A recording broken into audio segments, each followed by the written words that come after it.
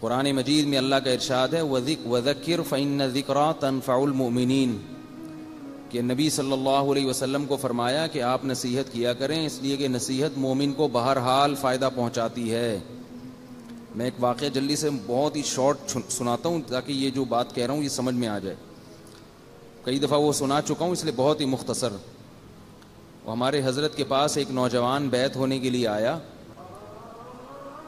تو حضرت نے کہا میں بیعت نہیں کرتا، پہلے میں امتحان لیتا ہوں، پہلے بیانات سنو، ایسے جلد بازی میں نہیں۔ تو اس نے کہا میرا واقعہ سن لیں، پھر آپ مجھے بیعت کریں نہ کریں آپ کی مرضی ہے۔ اس نے بتایا کہ میں گلوکار تھا اور بڑا ڈانسر تھا اور بہت میں نے ترقی کی، نام کمایا، بہت پرانا واقعہ ہے یہ۔ تو میں جو ہوں پھر لیکن دل میں سکون نہیں تھا، شادی بھی ہو گئی، بچے بھی ہو گئے، عزت بھی مل گئی، پیسہ بھی مل گیا، سکون نہیں ملا۔ تو خودکشی کا خیال آیا، تو رات کو میں بجلی کے کھمبے کے قریب گیا ہوں تار پہ لٹکنے کے لیے تاکہ اپنے آپ کو کرنٹ دے کے مار دوں۔ بالکل قریب جانے کے بعد مجھے خیال آیا کہ ایک دفعہ قرآن مجید کی تلاوت کر لو موت سے پہلے۔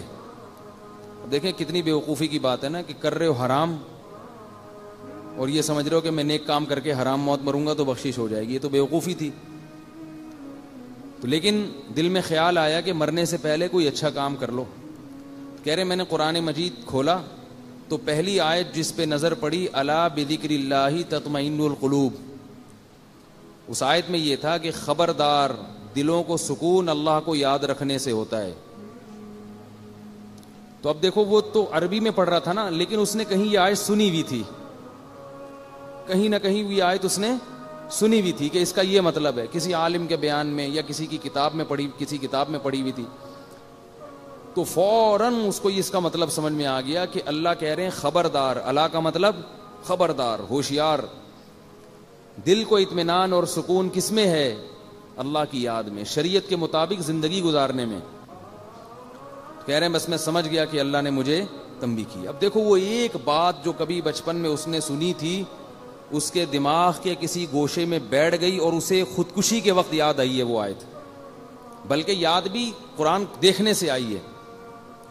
تو اس کا فائدہ ہو گیا نا، اس نے خودکشی کا ارادہ ترک کیا، داڑھی رکھی، گلوکاری سے توبہ کی، قرآن پہ محنت کی، بنوری ٹاؤن سے عالم بنے پھر وہ، اور پھر عالم بننے کے بعد حضرت سے بیعت ہونے کے لیے آئے، حضرت کے ہاتھ پہ بیعت ہوئے اور 1 ہفتے کے اندر انتقال ہو گیا۔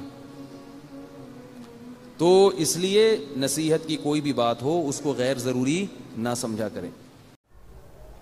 مفتی طارق مسعود صاحب کے مزید شارٹ کلپ بیانات کے لیے ہمارے چینل کو سبسکرائب کیجیے اور بیل آئیکن کو دبائیے۔ جزاک اللہ۔